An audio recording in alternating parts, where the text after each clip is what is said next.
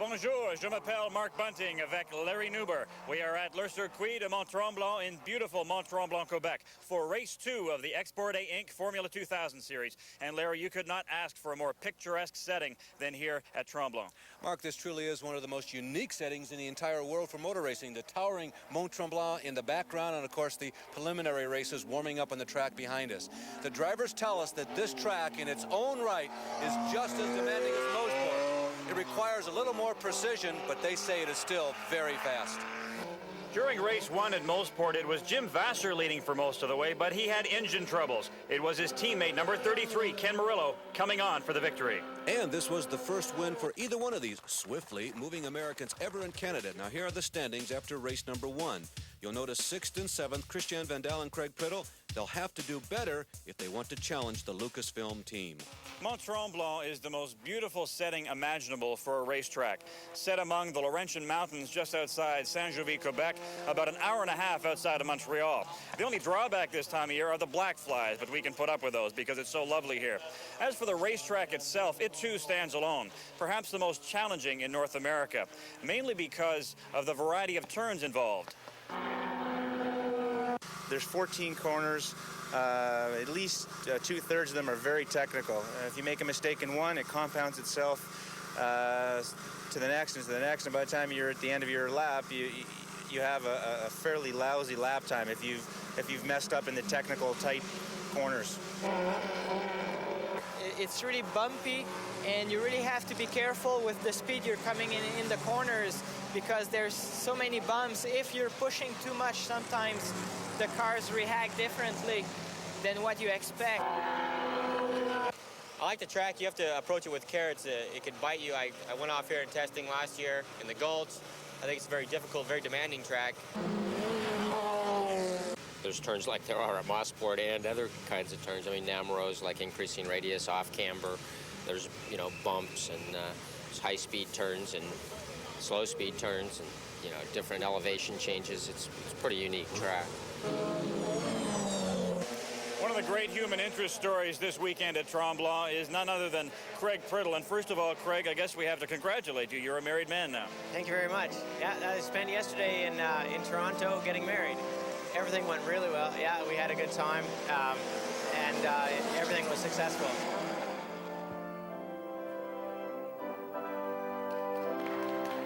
Thursday, you had a crash. Run us through that. What happened there? We had pretty much just started the testing for the day. It was about the third session on the track, and going into turn 7 here at Saint-Jovie, we had a rear suspension failure. The car swapped ends essentially and it hit the guardrail, and I didn't realize it at the time, but it actually went over the guardrail and got upside down, and I sort of had a backwards trip at about 100 miles an hour upside down into the forest. First off, Craig, you have a brand new car reconstructed. Are you confident everything's going to go well? Yeah, what the team has done is essentially built up the car that my father normally drives in this series, and he took the weekend off for the wedding. I get to race, and he was. I'm fortunate enough that he lent me the car so that I have something to drive, and the Export A team has been busy all weekend, getting it race ready and getting it up to their specs. And because Priddle had no chance to qualify on Saturday, he'll be starting the race right from the back of the pack. We'll have to watch for him today. We'll be back with race 2 from Tremblant after this.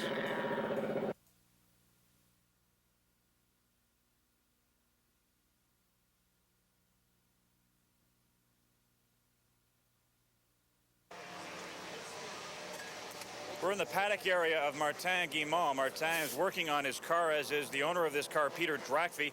They had a late night last night. Peter was up until about 5:30 in the morning working on a new motor, and Martin, who was also a mechanic, was up until 3 o'clock.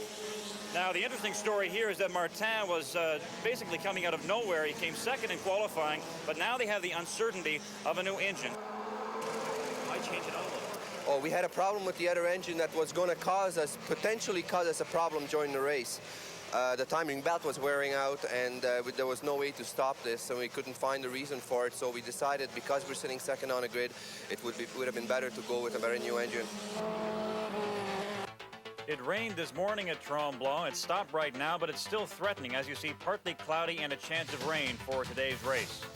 And that threat always poses a very interesting dilemma for the race teams. And that's why in today's Firestone Fact, we talk about tires.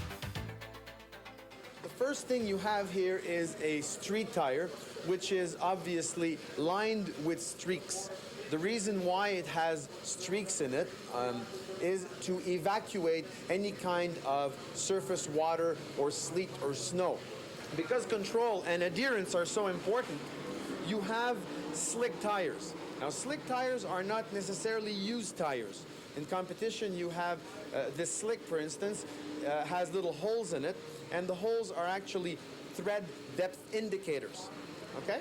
So in competition, you want to have the maximum amount of rubber in your contact area. That is why we use a slick tire, okay? Thirdly, sometimes in competition it rains. So you have a treaded tire, much like the one that you would have on your passenger car. The difference with this treaded tire specifically is that this one is designed by hand. As you notice, the tread looks a little bit like a Christmas tree.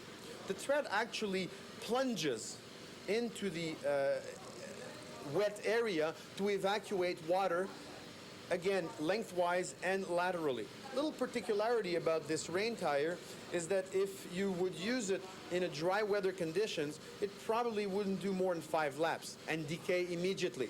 It has an extremely soft rubber in order to generate temperature in the tire and keep it in contact with the road. Okay, thank you, Pierre. And that is this week's Firestone Fact. And now let's take a look at Le Circuit Mont Tremblant.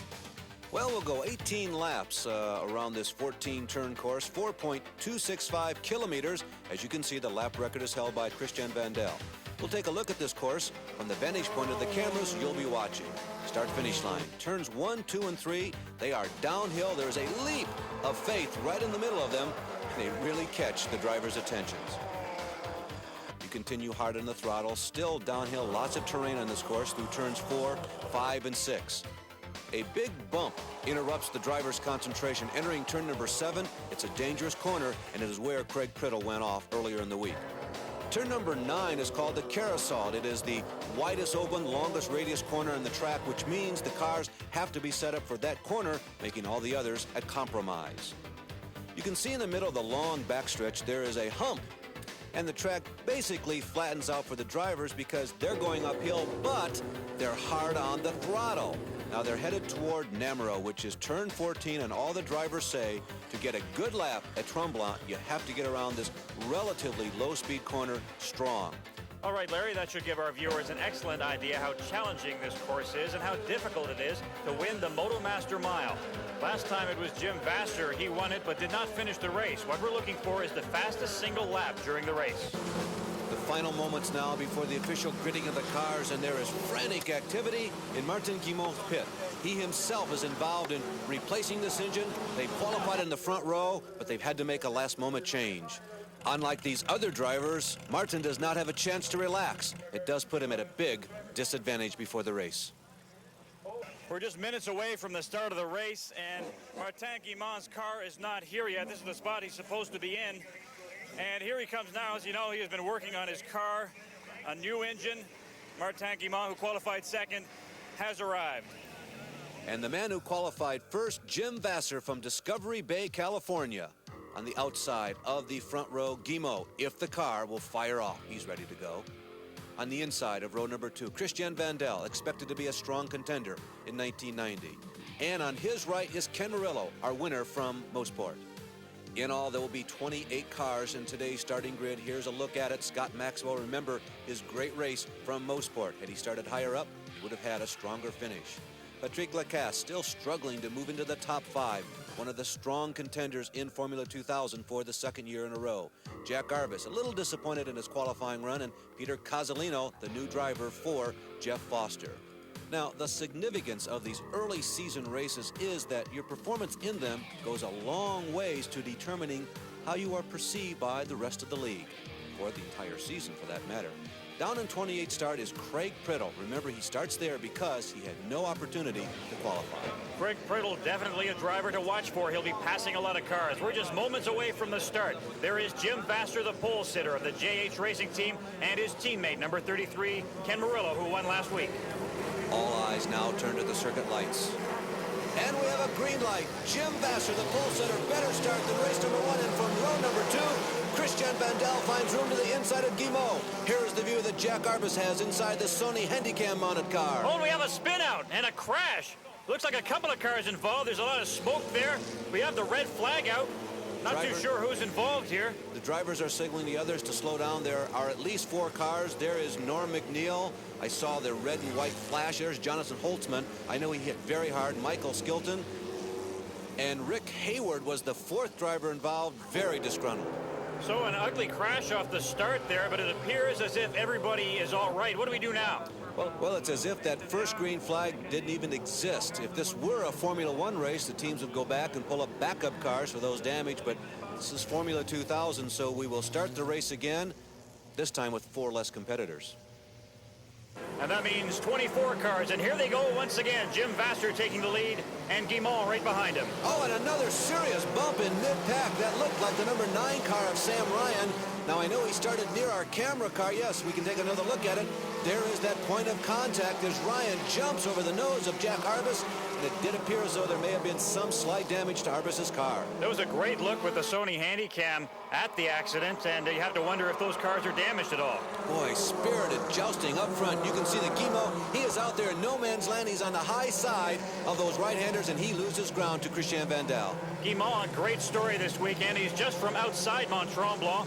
He finished 3rd and 7th last year in a couple of races here, so he knows this course well. An interesting story with the engine. He doesn't know how this engine's going to react for him. But he did not have the world's best starts. And remember all that confusion and the panic before the race began that might have affected him mentally.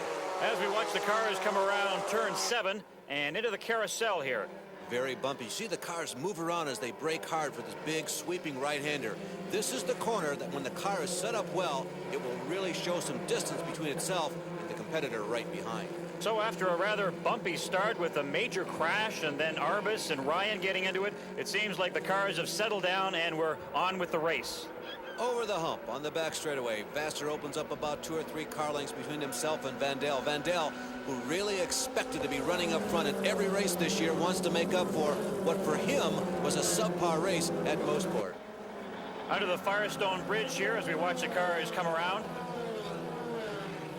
Headed for Namuro, Vasser leads this race. Remember, Jim Vasser, despite all the speed he has shown, the times he has sat on the pole, led races, he still has never won. It's almost unbelievable that it hasn't happened yet. Oh, and Vandal spins out a little bit, maybe a little reckless. Almost that, or, Mark, maybe it's an indication that his car is not running quite as quickly as Vasser, and Christian is having to drive harder to keep up. There is our leader, number 12, Jim Vasser, whose engine blew at Mosport, but he's back and riding well so far. Vasser has not had an opportunity to run on this course, certainly as much as Vandal and as much as many of the other competitors in this race. So he's hoping that the practice laps, and we have another spin. That is Jeff Foster's car, number 8. That is the new driver from New York, Peter Cozzolino. Cozzolino, just 20 years old. This is his very first Formula 2000 race as he spins out here, but he appears okay, and the car is back in. And another spin out. And that's Neil Tilbor. Neil Tilbor, number 88, and he's trying to get it going. He gets his car started. He's back into it. And that is Claude Bourbonnet's title-winning car from a year ago. As they head into the straightaway, here is our leader, number 12, Jim Vasser. Behind him, number 2, Christian Vandal. And coming up behind him, number 33 is Ken Murillo, Vasser's teammate. 0 is Maxwell. In behind him is Guimau, David Webb, Carville, Carpentier, and Cullen. Vasser really has his hands full as Vandal has snuck up right behind him again. This could be a classic duel.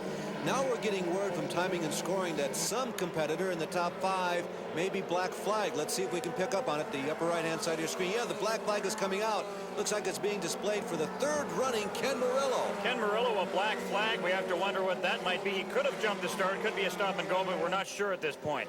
So the 2 fastest cars right now are Vasser and Vandal as you see them open up a big lead. That leads us to our Motomaster Mile update. And it is, in fact, Christian Vandal, the 2nd place car, who has the fastest lap so far after 4 laps. And officially, here are the first 4, Vasser, Vandal, Murillo, and Guimau with that late replacement engine, a question mark, continues to perform. And incidentally, Craig Priddle is already 13th.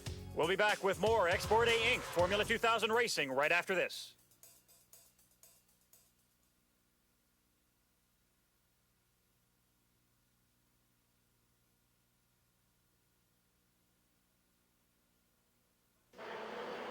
Welcome back to Mont Tremblant, and there you see our leader Jim Vasser and Christian Van Dal still right on his tail.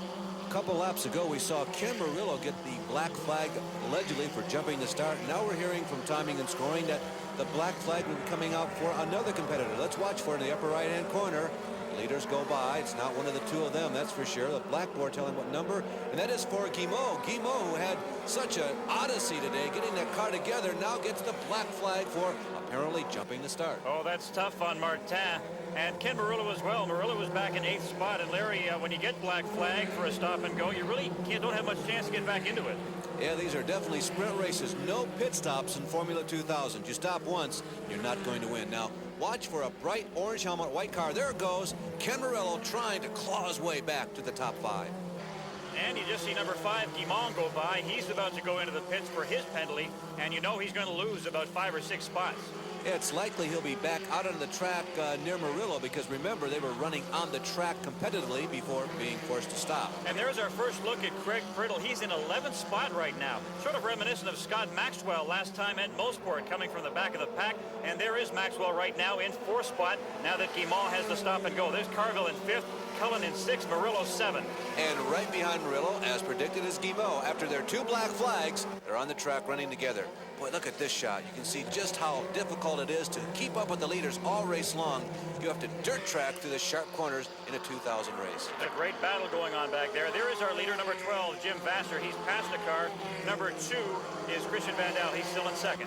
And David Webb, the Floridian, is now running 3rd. But the focus of attention is that battle from 5th on back. There goes Maxwell. He's got a lot of hungry drivers right behind him. 33 is Murillo, and Guimau is right on his tail, sliding a bit as he tries to catch him.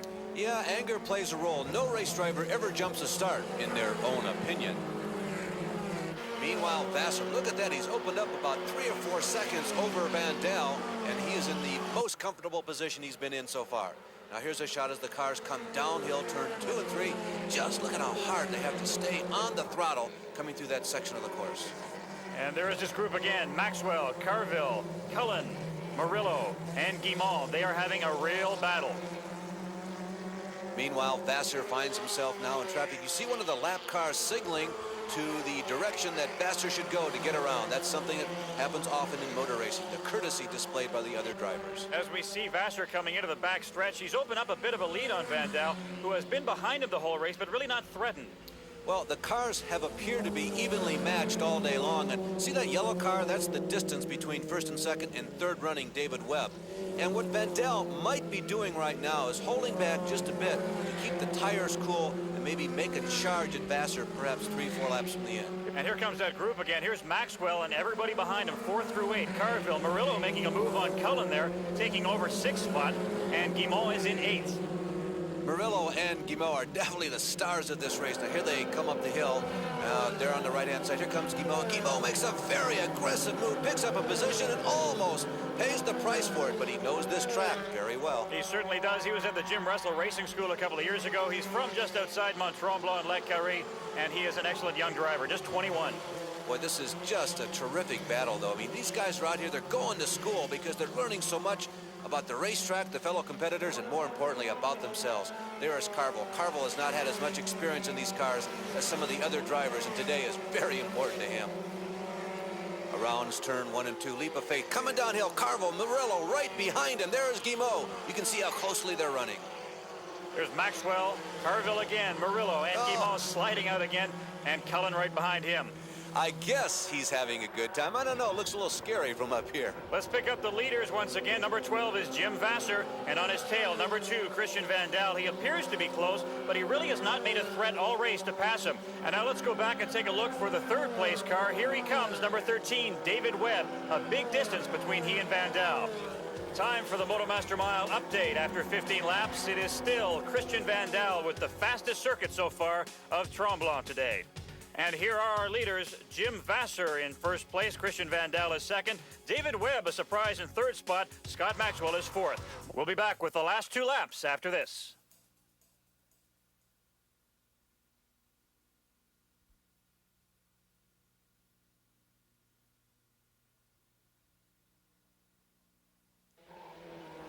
We are are back at Mont Tremblant for the last 2 laps, and the big question is, can Van Dal catch VASSER? You know, usually the race leader is very confident, but VASSER has been snake-bitten so many times in Canada, he's got to be worried. And here is his group again. Scott Maxwell in 4th, Carvel, Murillo, and Guimont, all right there. They've had a tremendous battle all race long. And you watching on TV are very fortunate. You've had the best seat in the house. David Webb, he's had a good seat too. So far, it's taken him to 3rd. There's VASSER. There is Christian Van Dal stalking.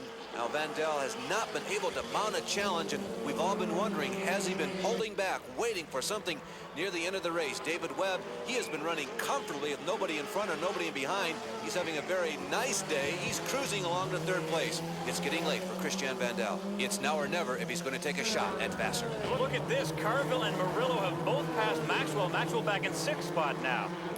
The leaders cross the stripe. They embark on the final lap for Christian Van Dal. He has a very tall hurdle in front of him, and look at VASSER rocket off of that mountain on turn number 1. If there's ever a point where VASSER has to concentrate during this race, it is right now. He has to think and focus himself completely.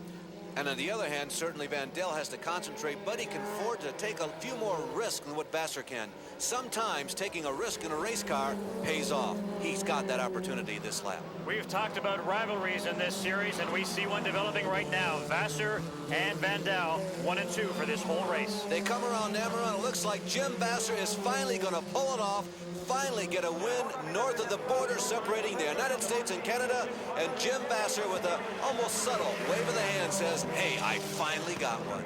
And how about David Webb in 3rd spot, 40 years old, his best ever finish in Formula 2000. And there is Jim VASSER, the winner, with the checkered flag.